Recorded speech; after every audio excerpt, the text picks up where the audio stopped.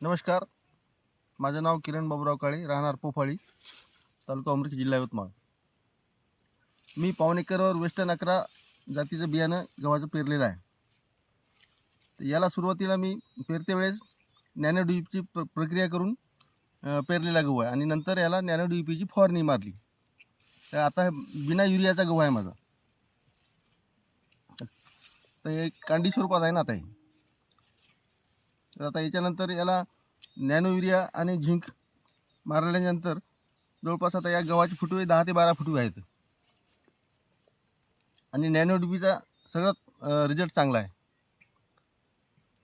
बाकीच्या गव्हामध्ये आणि माझ्या गव्हामध्ये एवढा फरक आहे. माझ्या गव्हाची ग्रीननेस एकदम शायनिंग आहे आणि बाकी गेल्या वर्षी ज्या प्रमाणात मी युरिया मारला होता तर माझा जवळपास एक्स्ट्रा खर्च जास्त वाढला होता. तर यावर्षी मी न युरिया मारता नॅनो डी-पी मारल्यामुळं मला याचा भरपूर फायदा झालेला आहे. धन्यवाद.